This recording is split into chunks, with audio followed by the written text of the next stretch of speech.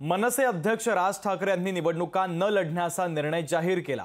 या निर्णयाने लोकसभा लढवण्यासाठी इच्छुक असलेले मनसेतले अनेक नेते नाउमेद झालेत। एवढंच नव्हे तर ऐन निवडणुकांमध्ये मनसे कार्यकर्ता रिकामा राहणार असल्याने मनसेला पक्ष म्हणून याचा मोठा तोटा देखील सहन करावा लागणार आहे। पाहूया। जमलेल्या माझ्या तमाम हिंदू बांधवांनो, भगिनींनो आणि मातांनो,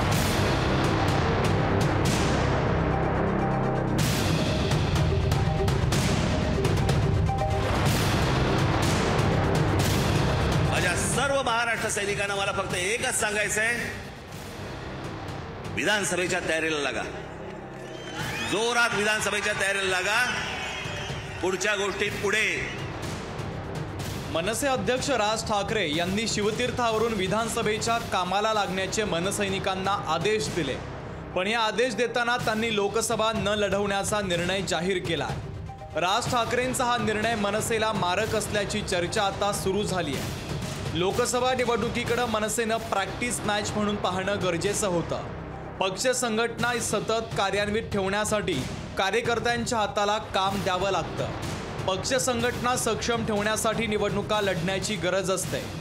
राज ठाकरे नेमकं हेच करत नाहीयेत। राजू शेट्टींच्या स्वाभिमानी शेतकरी संघटनेपासून ते रवी राणांच्या युवा स्वाभिमान पक्षापर्यंत सर्वच छोट्या पक्षांनी लोकसभा निवडणुका आवर्जून लढवल्या, पण राज ठाकरे यांनी लोकसभा निवडणूक लढवण्यास कायम नकार दिला।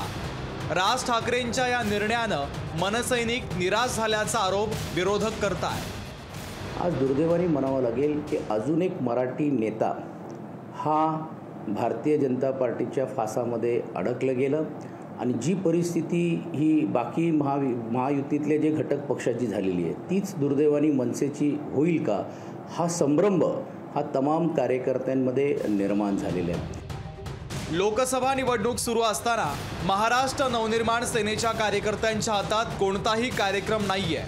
मनसे निवडणूकच लढणार नाहीये, त्यामुळे कार्यकर्ते काम करतील की नाही याबाबत शंका आहे। त्यामुळे मनसेचं इंजिन राजकीय दृष्ट्या गंजल्याची टीका होऊ लागली आहे। इंजिन गंजल्यानंतर काहीतरी राजकीय आपल्याला करावं लागतं, काहीतरी बोलावं लागतं। त्याच्यामुळे सातत्याने प्रत्येक निवडणुकीला भूमिका ते बदलत गेले। बदललेली भूमिका त्यांच्याच पक्षाच्या लोकांना किती आवडली याचं उदाहरण पाहिलं तर आज त्यांच्या एका पदाधिकाऱ्यांनी राजीनामा दिला। कार्यकर्त्यांना एका रात्रीत निवडणुकीसाठी तयार करता येत नाही। उभारलेल्या निवडणूक यंत्रणेतले दोष, पक्ष संघटनेतल्या त्रुटी एकाच दिवसात सापडत नाहीत। त्यासाठी सातत्याने निवडणुका लढवाव्या लागतात। कार्यकर्ते आणि नेत्यांना प्रेरणा द्यावी लागते। राज ठाकरेंचा बिनशर्त पाठिंबा समजू शकतो, पण निवडणुकास न लढणं हे मात्र त्यांच्या पक्षासाठी धोकादायक ठरू शकतं। अमोल धर्माधिकारीसह ब्युरो रिपोर्ट, लोकशाही मराठी, पुणे। लोकशाही मराठी, ऐका, पहा, जागरूक रहा।